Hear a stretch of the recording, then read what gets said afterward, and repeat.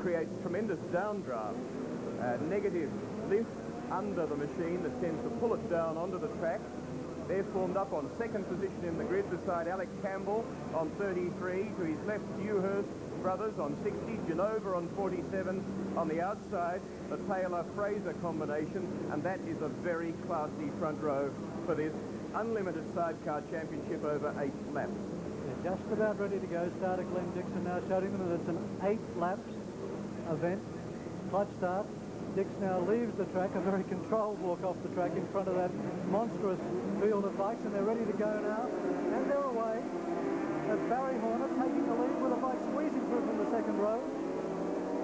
And the old veteran Alex Campbell, though, in the green leathers from the inside there, horning his way into the first place on number 33. What a shrewd old veteran he is. But others running with him, and he's not going to hang on to first place as Dewhurst remains alive, and in front of them is Bob Martin, who's now been taken again by Campbell, as Campbell... Dewhurst storms to the lead. That's the Dewhurst brothers, Graham and Bob. And out of that melee on the first corner, it's the Dewhurst brothers who closed their eyes, held their breath, and got through to the lead. Well, sidecars can be pretty rough and tumble, quite frankly, including earlier today where one of the runners in the field, Trevor James, blew his engine on that corner we've just passed, the entry to the speed bowl, the reverse camber, and spun the bike, threw oil on the rear tyre. The passenger fell off, and but sorted it all out. And there's Alex Campbell. Must be going on towards 60 years of age, Alex Campbell. Certainly, I think, in his 50s.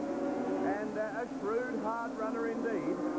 And at the moment, with the Australian champion going down his right-hand side, Barry Taylor, the rider, Jeff Taylor and Barry Fraser, the passenger, going into first place. There they are. No, second place. Campbell's in fourth. Campbell very dodgy around that back end, using the motorcycle, oversteering it through the corner, and coming up again to knock on the back door of Bob Martin and say, let me through. There's the leader. That's the Dewhurst brothers, Graham and Bob, on their 750 Yamaha. Bob right out the side, wearing his leather spin on the track now as they forge onto the speed bowl. The motorcycle will slide round the speed bowl rather than fling on hard as the brother, as Bob throws himself over the back of the machine to keep the wheels flat on the ground. And see whether he just crouches down, and he throws his legs out the back and actually lies flat on his stomach at up to about 250 kilometres an hour down the long straight here at Adelaide International Raceway, then up. And it's a real gymnastic exercise as you have to clamber all over the bike at phenomenal speeds, a task that very few people, and only very specialised people with a rather hard-to-understand interest, take on. But do a remarkable job as they do this high-speed gymnastic act out of and over a little platform on the side of motorcycle sidecars. A quite unique type of motorsport. The pressure right on them now as Jeff Taylor starts to close the gap from second position. There he goes, trying everything up onto the banking now. The most experienced and successful team in Australian motorcycle racing, and the Dewhurst are going to have to be very good indeed to stay ahead of this concentrated attack now. The gap 1.8 seconds as they came off the banking there. 1.8 seconds. Taylor as he tries to peg back the Dewhurst brothers. Let's see what happens as they come down under brakes here. Dewhurst lining up now for the right-hander. In behind them, Taylor looming into view.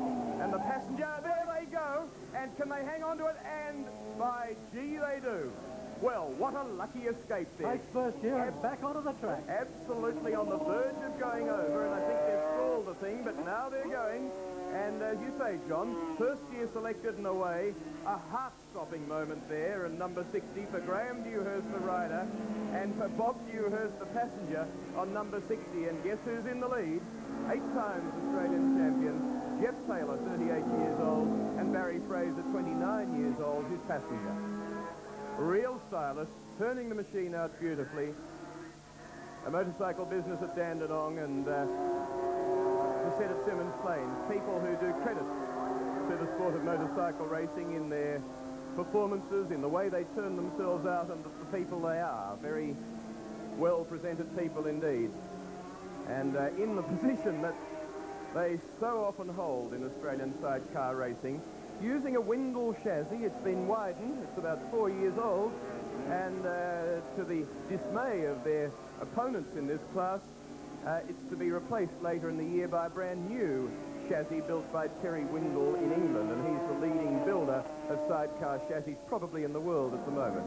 A fair way back in second place is veteran Alex Campbell with passenger Kevin Gleeson, and in third place again the Dewhurst brothers Graham and Bob, who are back and trying as hard as ever to make up the gap now on Alex Campbell. Campbell, as Will said, a man regarded, and that's the distance between them. There's Campbell there, and right on their tail are the Dewhurst. And that's where the nerve comes in racing, not necessarily to go quickly through corners and so on, but in a situation where on the road you'd recover for half an hour with your hands shaking, you've just got to pull yourself together and go as if nothing has happened. Each, again, with the ultimate confidence in the other and fully committed to the job in hand. And there they go, out in pursuit of number 33. Alex Campbell, who claims that he's 49 years of age, not 60, as Will suggested, but well, I think Will might back be to closer. 50s. He started racing in 1947. Yes. And has had such a string of victories and doesn't give up now. For example, last year, he was third in the Indonesian Grand Prix, which shows that there's life in the old doggett. But there go the Dewhurst now, with their hearts probably still in their mouths from that fall, from that crash off the track, but they're not giving up. They're giving it the gun to try and get up on Alex Campbell, catching up everything in the braking area there as they fling the bike up onto the speed bowl. Alex Campbell reminds me of a line from Banjo Patterson, the old man with his hair as white as snow. And he is grey-haired, in fact, but a much-respected competitor, Alex Campbell, on 33. Kev Gleeson, the passenger, running too wide there too soon. Dewhurst putting pressure on him and undoubtedly going to go past them at the end of the straight. Watch for the braking duel. Let's see it take its course. Almost a touch there as Campbell was trying to come across and dissuade Graham Dewhurst from driving through on the inside, but it wasn't on, and Dewhurst back to second in a wonderful fight back.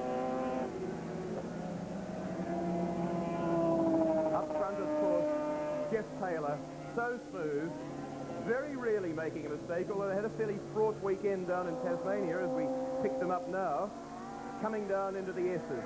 Steadying the bike, braking it hard onto the reverse camber. Then we see the next lot coming through. 77 is lapped as Graham Dewhurst tries to find his way through.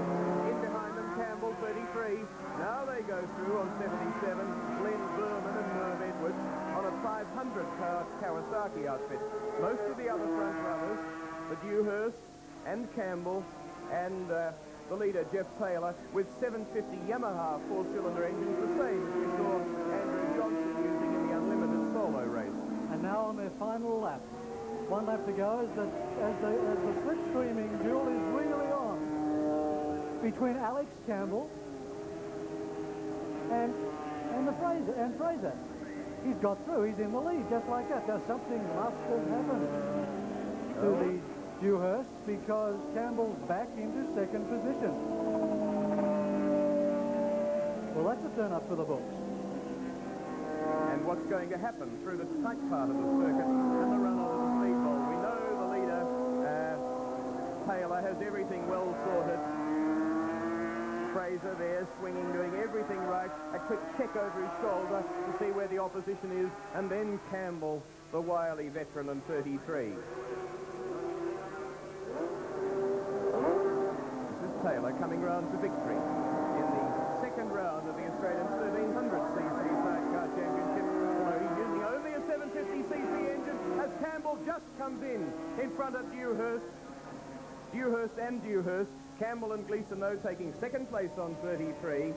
And Graham Dewhurst, the driver, Bob Dewhurst, the rider, on 60, coming into a wonderful third place in the light of a horrific spin, run-off circuit, tilt up, everybody keeping low on the bike, trying to get the centre of gravity down to stop it from what they knew could happen. Digging in and going over, it dug in, but it was going sufficiently slowly, and they were sufficiently low down that they kept it on its wheels recovered, took second, and then, of course, was just tipped there for third place. In fact, the technology of building these sidecars is really improving in the last couple of years. They used, frankly, to be regarded as nothing more than oil droppers, which were the bane of the life of the solo riders. Today, they're quite sophisticated machines. In the melting pot, for example, is turbocharging, where the engines, which now put out 130 horsepower, might, by the end of this year, be putting out 200 horsepower.